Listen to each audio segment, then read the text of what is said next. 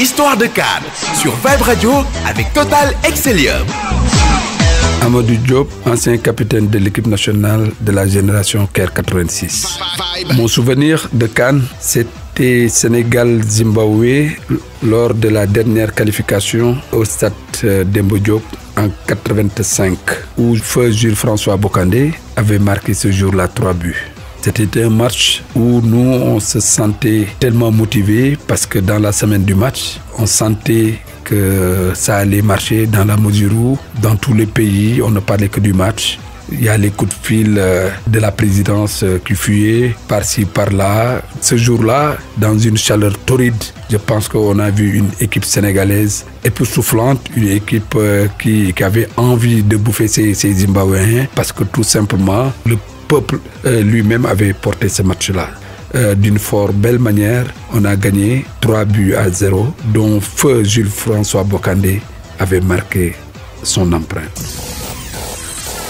Mon pire souvenir de CAN, c'est en Caire 86, la défaite contre la Côte d'Ivoire où Ablaye Traoré nous avait crucifié de ce but-là, de la tête. Donc c'était un match mirobolant comme on dit. Il nous fallait un match nul pour nous qualifier, pour terminer premier de la poule. Mais je dirais que c'était un match piège parce que penalty raté d'un côté, penalty raté de l'autre côté. Donc dans ma tête, je dirais à mes jours qu'aujourd'hui, c'est un jour sans. Prenons notre point précieux et qualifions-nous pour le deuxième tour.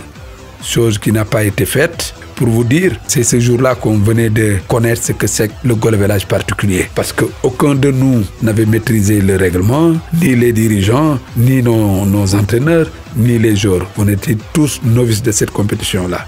Donc, au bout du compte, on nous a même dit qu'à Dakar, on les avait annoncé que le Sénégal était qualifié. Donc, retourné à l'hôtel, on était dans le qui-vive. On attendait pour qu'on nous certifie qu'on était qualifié ou on a perdu. Donc, quelques heures plus tard, c'est la mauvaise annonce. Le Sénégal perd et rentre au bercail.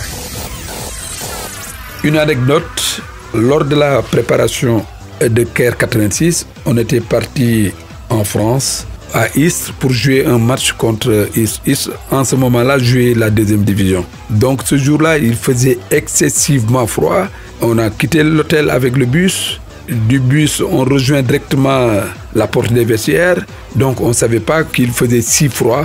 Quand on avait fini de s'équiper, le mot du capitaine, « Allez les gars, on est prêts, donc sortons ensemble ». Et quand on est sorti, on a vu ce froid glacial et personne n'a été averti. Nous tous, on est rentrés encore dans les vestiaires pour dire qu'on ne peut pas jouer dans ce climat-là. Et tout de suite, quand les dirigeants ont vu que toute l'équipe était rentrée dans les vestiaires, ils ont descendu des tribunes pour venir nous rejoindre dans les vestiaires pour nous dire « Mais qu'est-ce qui se passe? Sortez pour jouer ». On a dit « Non, nous, on ne peut pas jouer ». Et ils nous disent « Mais nous, on a programmé ce match-là pour que vous jouiez et vous nous dites que vous ne jouez pas. Non, vous allez jouer par la force ». Et voilà, on était tous tombés d'accord de sortir jouer le match. Mais jusqu'à la dernière seconde du match, personne n'a sué, tellement il faisait froid.